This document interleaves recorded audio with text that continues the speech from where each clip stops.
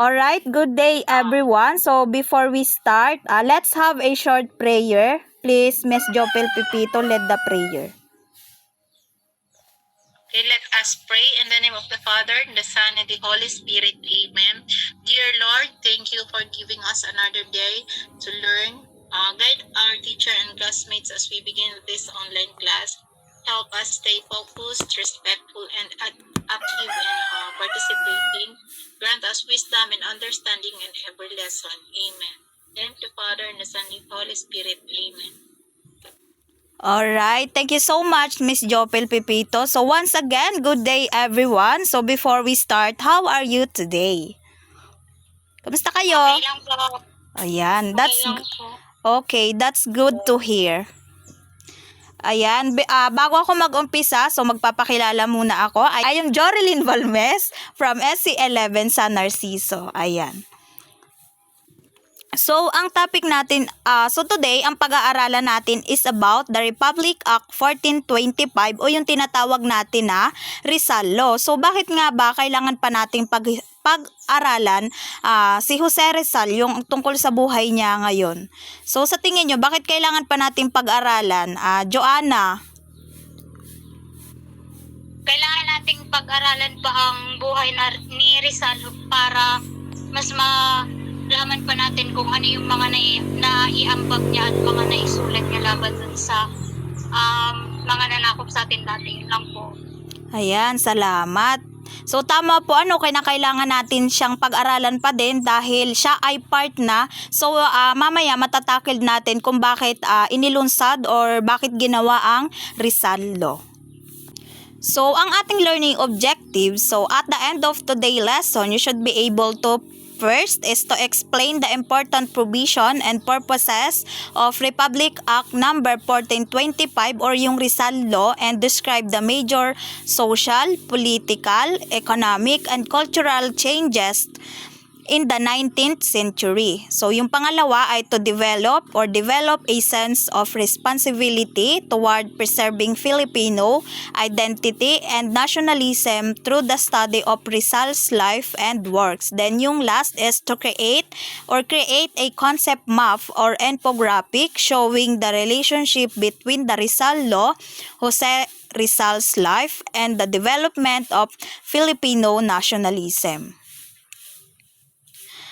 So before we begin, sasagutan muna natin ang isang maikling pre-test or yung pre-assessment to check, or this is only to check kung ano yung mga alam ninyo tungkol sa ating itatackled na lesson. So don't worry kung hindi nyo alam yung ibang sagot, this is pre-assessment. So the direction, read each question carefully and choose the letter of the correct answer. So ito ay 1 to 5 lang.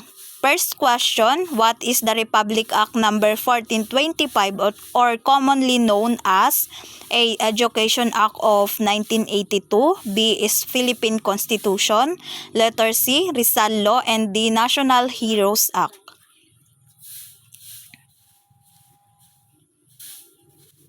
Are you done? Okay, question number 2. Who is the author of the Rizal Law? A. Manuel L. Quezon, B. Jose P. Laurel, letter C. Emilio Aguinaldo, letter D. Claro M. Recto. Question number 3. What is the main purpose of Republic Act number 1425? A. To teach mathematics in schools. Letter B is to require the study of Jose Rizal's life, works, and writings. Letter C, to promote sports activities. Letter D, to increase school enrollment.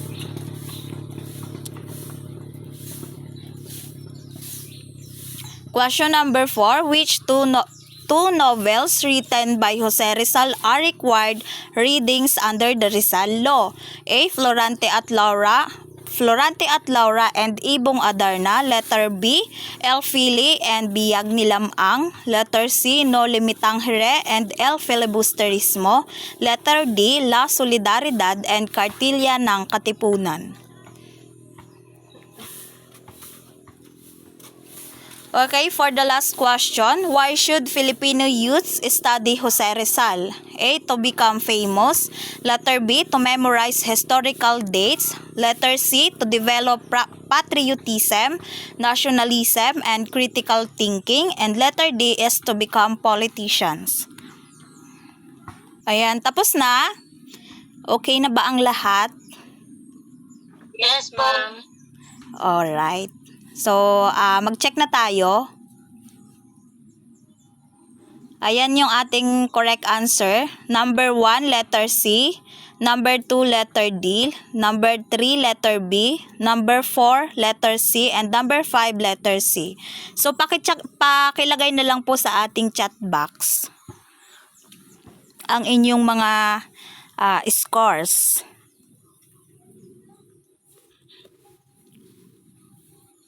Okay na?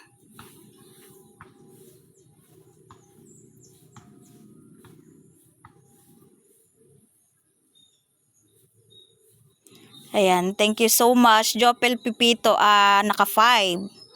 Ayan, punta na po tayo sa ating activity.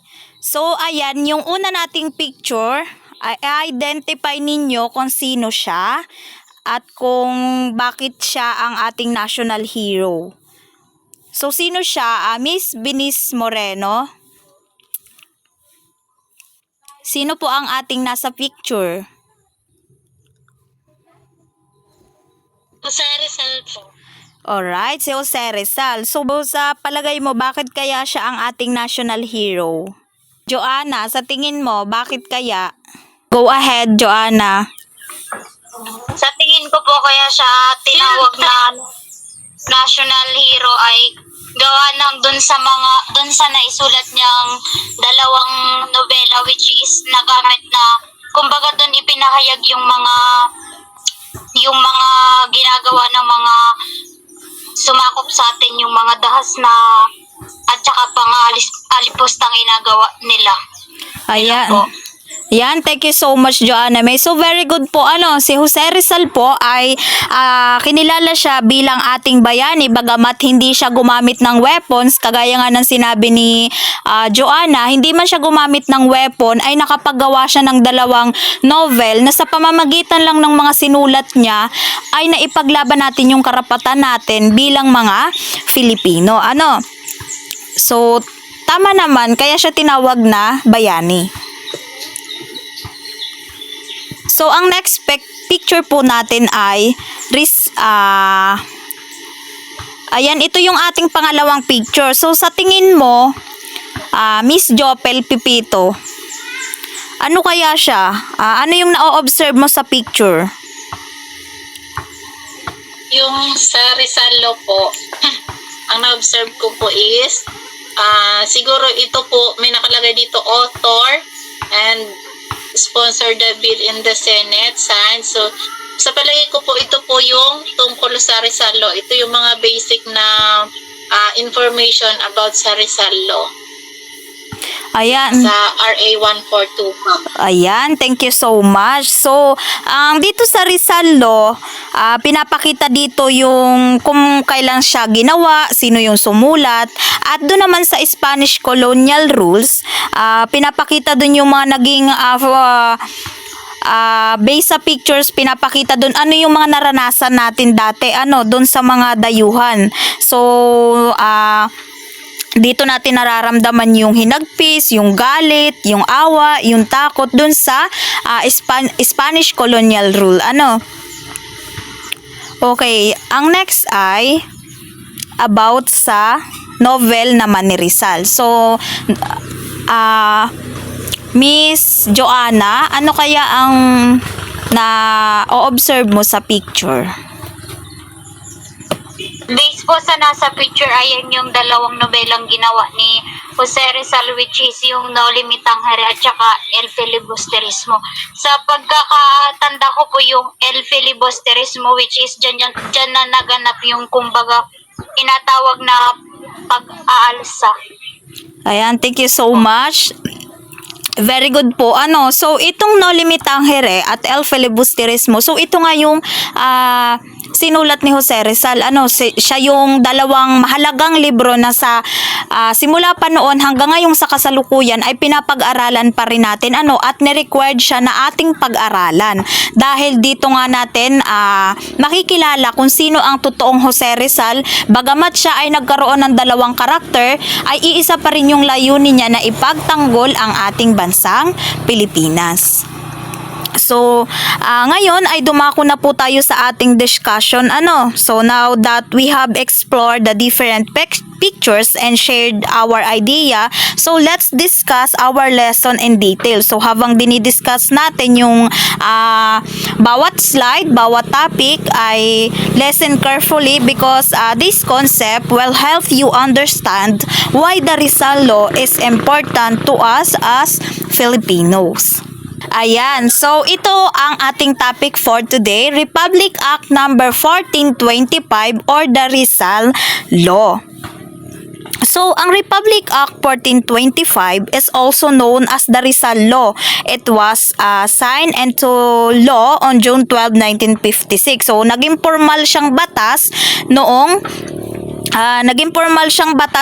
June 12, 1956. So, ang batas na ito ay nag-uutos sa lahat ng college, ng universities sa buong Pilipinas na isama sa kanilang curriculum ang pag-aaral ng buhay, yung mga akda, mga sinulat ni Jose Rizal, lalo na yung dalawang novel niya, yung No Limitang Here at El Filibusterismo. So, ang purpose po ng law na ito is not only to know Rizal's story but also to understand the values he stood for, such as the patriotism, the courage, the honesty, and the love for our country.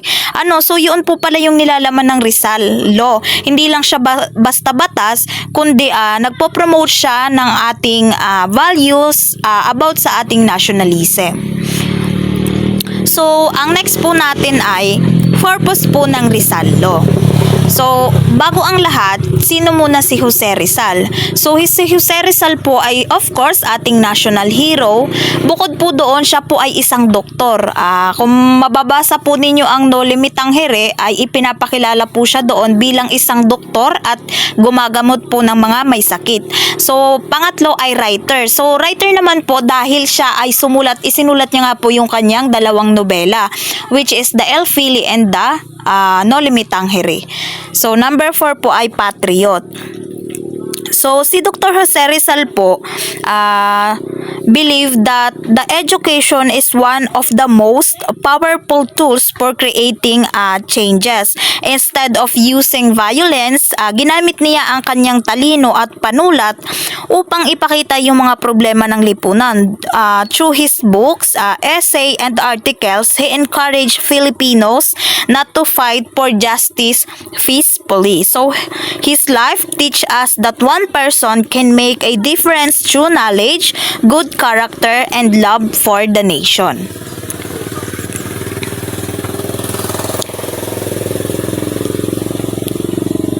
Ayan, so yan po yung dalawang famous novels ni Rizal. Nabanggit ko na din po kanina, yung No Limitang Here at saka ang El Filibusterismo. So ano nga po yung purpose ni Rizal?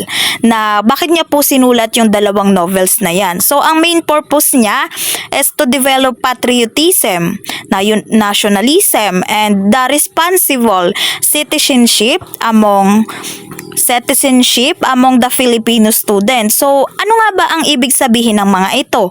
So, the first po ay yung patriotism means loving and serving our country. Nationalism means being proud of our identity as Filipinos and working for the good of our nation. So, responsible citizenships means following the law, respecting others, and fulfilling our responsibilities as citizens. So, conditions of 19th century Philippines. Ayan. Yung una po, is about the social discrimination. Economic is about the heavy taxes, the forced labor o yung sa pilitang pagtatrabaho. Political, yun kagaya po ng Spanish colonial rule. And then yung cultural is yung limited freedom. When we say limited freedom, wala po tayong kalayaan. Even yung mga kababaihan noon ay hindi sila nagkakaroon ng kumbaga batas nila, yung rights nila ay hindi nila maipakita because the limited freedom nga po. Ano po? So, during the Spanish colonial period, so maraming Filipino yung nakakaranas ng forced labor. Kagaya nung nasabi ko po kanina, na maraming nakakaranas ng forced labor, ng heavy taxes, discrimination, at yung pang-aabuso. So, seeing this injustice inspired Jose Rizal to write his novels. So, yung goal niya po ay to awaken the minds of Filipinos and encourage peaceful change through the education and awareness. This reminds us that understanding our history help us appreciate the freedom and the rights that we enjoy today. So, napakagaling po ni Jose Rizal, sa pamamagitan lang po ng kanyang sinulat, ng kanyang novel, ay nabuksan po yung isipan ng kapwa natin Pilipino na ipaglaban yung karapatan na tinatamasa po natin nowadays. So kaya tinalaga po yung Rizal Law para maipaalala at maisip po natin kung ano yung sakripisyo na ginawa ni Jose Rizal. So why should we study Rizal today? So bakit nga po kailangan natin siyang pag-aralan?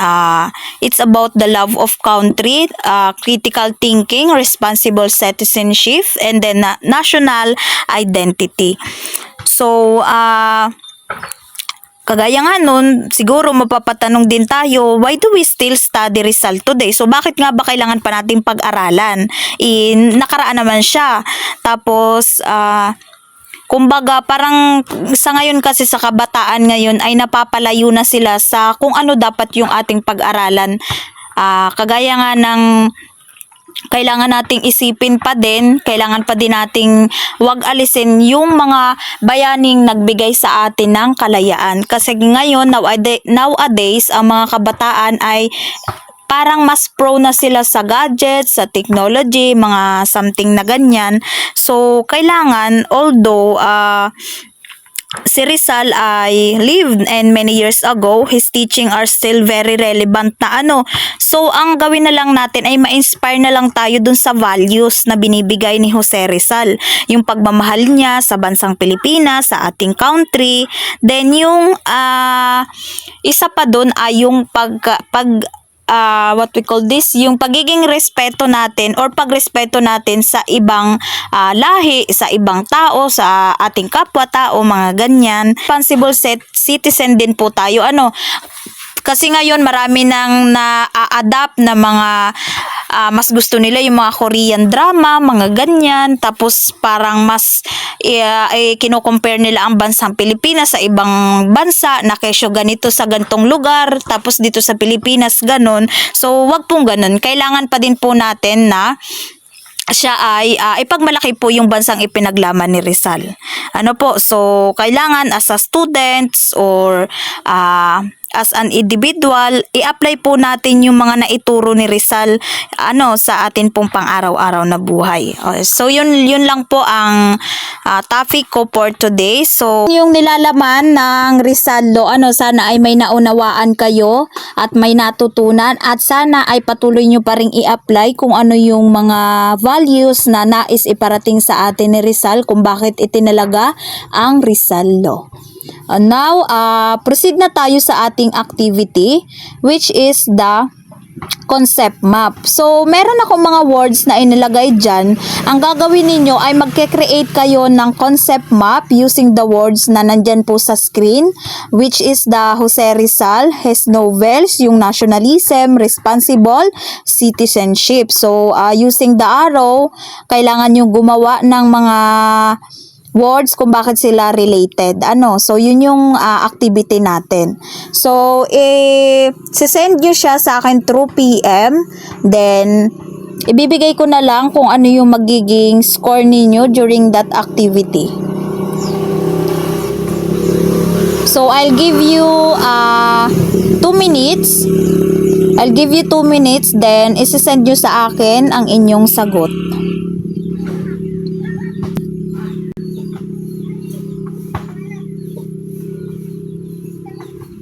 Para sa inyong reflection, isa-isa ha, tatanungin ko kayo, para sa inyong reflection, as a student, say, studying Rizal is no longer important because it only talks about the past. So, do you agree? Why or why not? So, Miss Jopel, do you agree? Why or why not?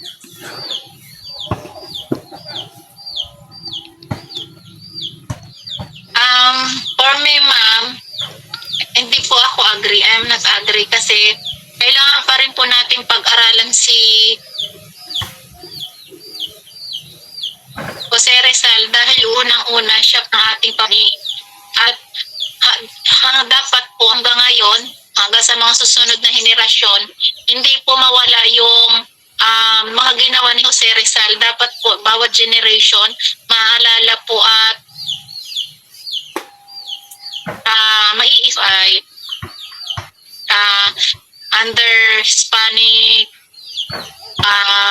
ano ba tawag dito? Hispanic period, yung mga ginawa po sa ating pananakop ng mga Espanyol. So si Jose Rizal nagmulat sa atin na hindi tayo dapat makontento na tayo ay nasasakop ng mga Espanyol. So si Jose Rizal po yung nagmulat sa atin na mahalin ang sariling bayan, ipagtanggol para po sa ating kalayaan. So hindi gumamit ng dahas, ginamit niya ang pluma at ang papel para po mamulat ang ating mga kababayan na ipagtanggol ang ating bayan.